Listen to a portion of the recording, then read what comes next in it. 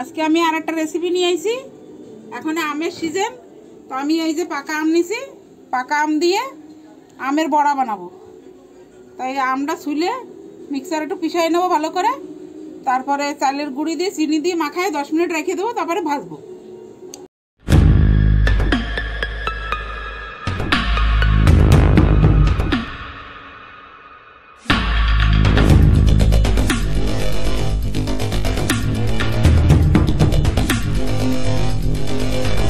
আমটা ছালিয়ে নেব,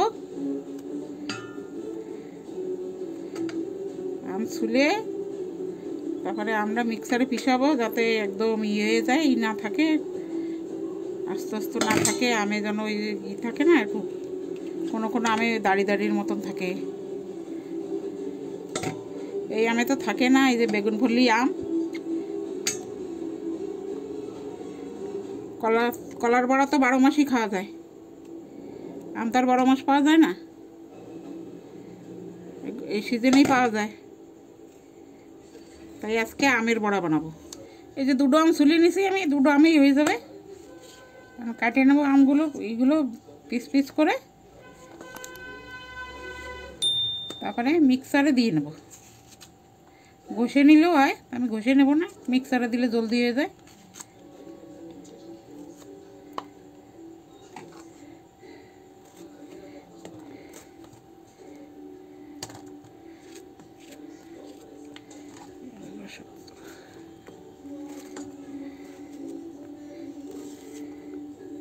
এই যে আমার 2টা আম কাটা হয়ে গেছে, এখন আমি মিক্সারে পিষাই নেবো ভালো করে।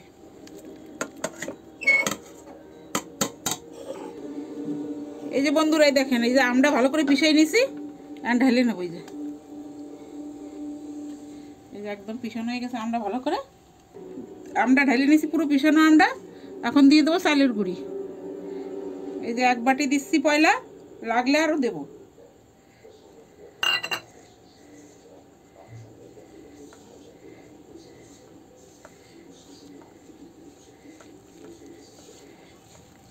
ভালোই হলুদ কালার, একদম সুন্দর কালার আইছে।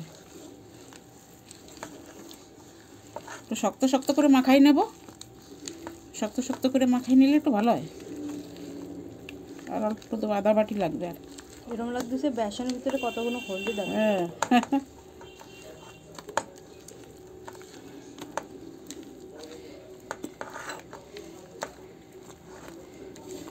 এই যে আর এতটুক দেবো, আদা বাটির একটু কম। 2টো আমে এই যে 1.5 বাটি চালের গুঁড়ি দিছি। চালের গুঁড়ি আমি পিষাই নিয়ে আইছি, নতুন চালের গুঁড়ি।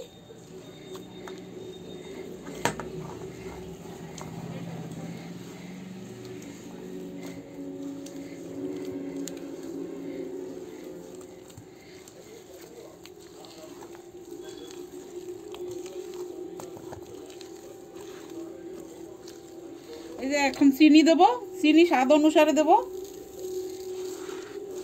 মানে মিষ্টি যেটুক লাগবে।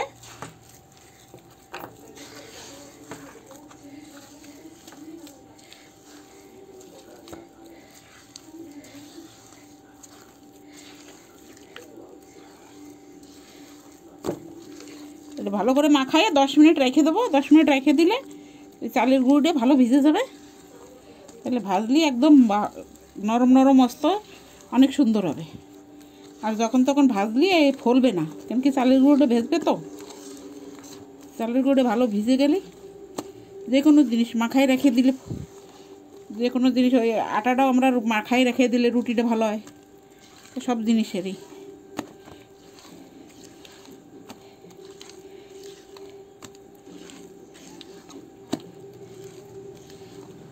এই যে এইটুকু পুরো দিয়ে দেবো,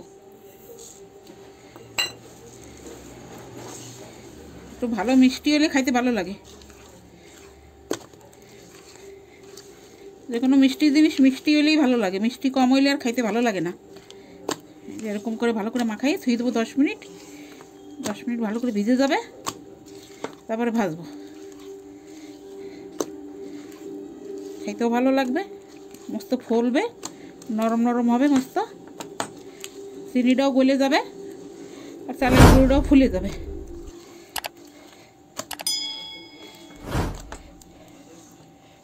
হয়ে গেছে আমার মাখানো। এই যে বন্ধুরা কড়াইটা গরম হয়ে গেছে, এখন দিয়ে দেবো তেল, সাদা তেল।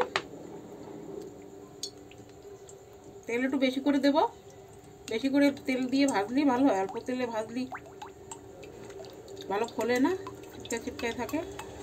এই যে একটু তেল দিয়ে দেবো, তেলটা গরম হোক। আর এই যে দেখেন, এই যে কি সুন্দর কালার, এই যে মাখায় রেখে দিয়েছিলাম, এখন এইটা ভাজবো।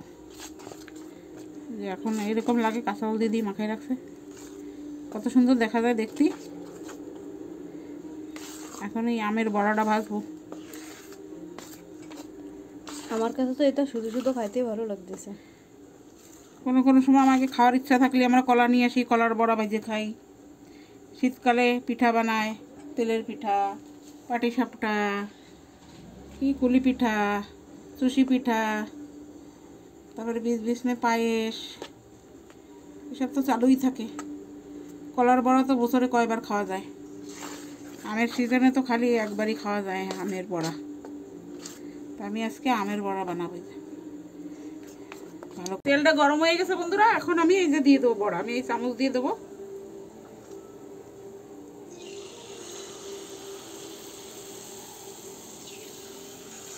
এরকম করে করে দিয়ে দেবো।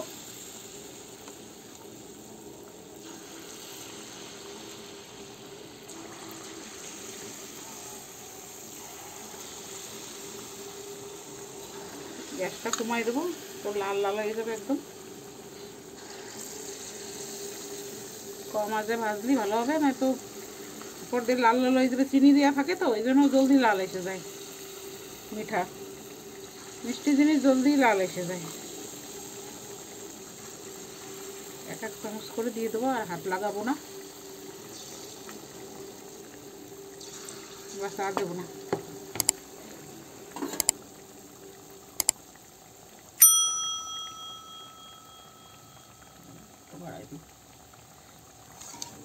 এই যে বন্ধুরা এই কটা পাল্টাই দেবো এখন। এই যে এক পিঠ হয়ে গেছে, এই যে এখন দেবো পাল্টাই।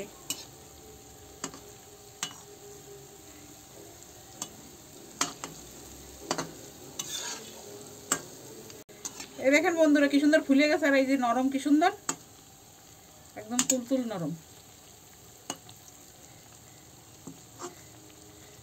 ভালো সুন্দর ফুলছে, নরম হয়েছে মস্ত। কম এসেই ভেজে নেব, বেশি আঁচ দিয়ে ভাজলি, আগুনের তাপে বেশি দিলে ভাজলি উপরে লাল হয়ে যাবে। চিনি দেয়া থাকে তো, জিনিসটা গলে যায়, মিষ্টি জিনিস জলদি লাল এসে যায়। জন্য কম আঁচে ভাজলি, আগুনে কম আগুনে ভাজলি ভালো ভাজা হয়। ভিতরেও সিদ্ধ হয়ে যাবে, ভিতরেও মস্ত হবে, খাইতেও ভালো লাগবে। কালারটা কত সুন্দর। এই যে বন্ধুরা এই যে আমার এই যে বড়া কটা ভাজা হয়ে গেছে, এখন এই যে আমি নামাই নেব।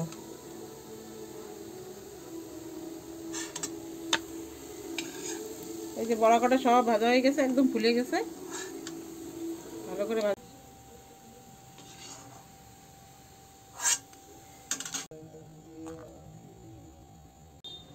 বন্ধুরা আমার এই যে আমের বড়াটা কীরকম হয়েছে বলবেন, আপনারাও এরকম বানাবেন। আর আমার চ্যানেলে কমেন্ট করে বলবেন, লাইক করবেন, শেয়ার করবেন, সাবস্ক্রাইব করবেন। ভালো থাকবেন। আর আমি এখানেই ভিডিওটা সমাপ্ত করছি।